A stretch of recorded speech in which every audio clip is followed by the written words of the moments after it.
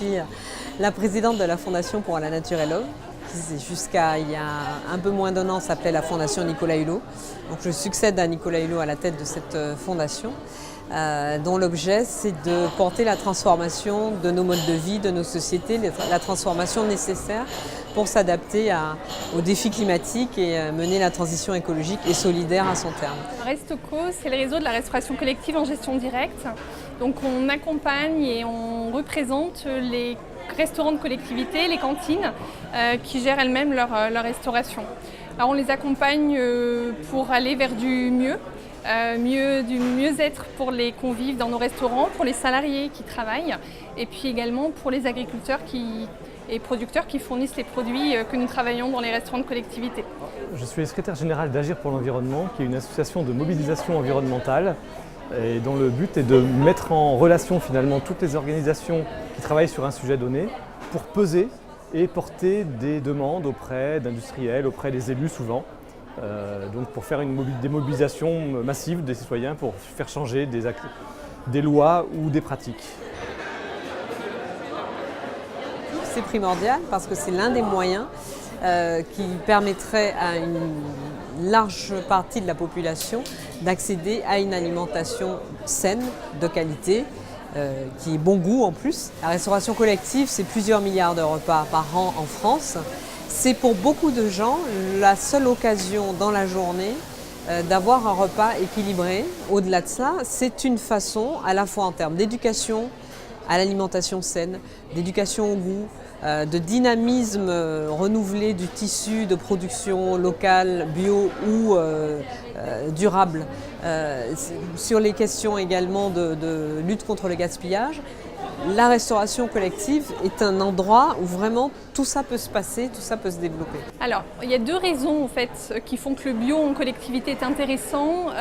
Il va y avoir déjà le volume que nous représentons, même si ce n'est pas des volumes aussi importants que la restauration du tout en chacun dans les grandes surfaces. On peut représenter un volume qui permet à un agriculteur ou à un producteur de se convertir par exemple et de s'engager. On va être un accompagnateur du changement sur les territoires. Ça c'est la première raison. La deuxième c'est la restauration collective, c'est aussi un lieu d'éducation du convive. De l'enfant, on le sait bien, mais également de l'adulte. Quand il vient manger dans nos établissements, il découvre des produits, il découvre des labels qu'il connaît très très mal. Et il apprend également ce qu'est un repas sain, bon et de qualité. Pour moi, la première raison pour laquelle il est essentiel de développer l'agriculture bio, les produits issus de l'agriculture bio dans la restauration collective, c'est l'environnement. Parce que les pratiques bio sont des pratiques qui, tout le monde le sait, n'utilisent pas de produits chimiques de synthèse.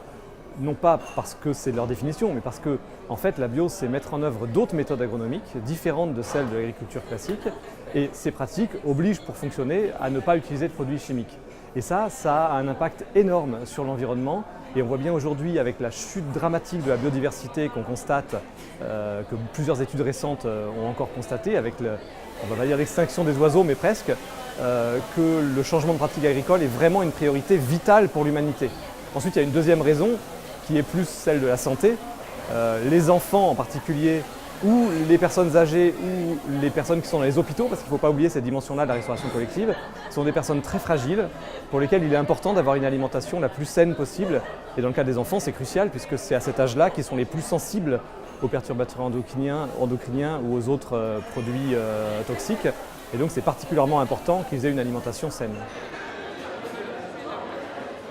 J'ai la chance d'avoir accès à des produits bio, frais, de qualité, donc j'en profite. Je sais que ce n'est pas à la portée de tout le monde, pas seulement pour une question financière, mais aussi pour une question d'organisation des circuits. Donc l'idée en fait pour moi c'est vraiment de privilégier les denrées les plus fraîches possibles avec le moins de déperdition de qualité et gustative et nutritionnelle. Ça veut dire qu'au lieu de faire les courses une fois la semaine ou une fois pour 15 jours, eh ben, je fais les courses plusieurs fois par semaine en plus petite quantité. C'est une autre façon de fonctionner. Alors je sais que souvent on me dit oui, mais vous vous rendez compte, tout le monde ne peut pas faire ça. Parfois on a l'impression qu'on ne pourrait pas s'organiser différemment, mais on peut parfois s'organiser différemment à condition de redéfinir ses priorités dans la vie. Mais je sais que c'est difficile. Je sais que voilà, pour quelqu'un qui travaille loin de son domicile par exemple, qui rentre tard le soir, qui est épuisé, c'est compliqué. Et quand on a la possibilité, plutôt que d'acheter des aliments sous vide ou dans des emballages en plastique, etc., qui sont des aliments déjà préparés, déjà transformés, il vaut mieux acheter des aliments qui ne sont pas encore transformés, faire la cuisine soi-même et faire les courses 2 ou 3 fois dans la semaine dans les commerces de proximité plutôt qu'une fois pour 15 jours, quand on peut. Mon astuce pour manger plus sainement, c'est de cuisiner. Moi j'aime beaucoup passer du temps à cuisiner. Voilà, c'est cuisiner, aller rencontrer aussi sur mon territoire les personnes qui font les produits. J'ai la chance d'habiter un territoire de producteurs, donc j'en profite. Alors je diversifie mon alimentation. Je mange moins de viande que lorsque j'étais adolescent. Ça fait longtemps, donc je ne pourrais pas dire que par rapport à il n'y a pas longtemps, mais il faut que je remonte assez loin pour retrouver une époque où j'en mangeais beaucoup. Je continue à manger de la viande, mais je comprends très bien que certains n'en mangent plus. Le végétarisme est un choix philosophique hautement admirable et souhaitable, on pourrait dire. Par contre, d'un point de vue agronomique, je ne suis pas contre l'élevage parce que je ne vois pas comment on peut pratiquer l'agriculture sans élevage si on veut se passer de la chimie. Et je préfère l'élevage à la chimie. La chimie tue beaucoup plus que l'élevage.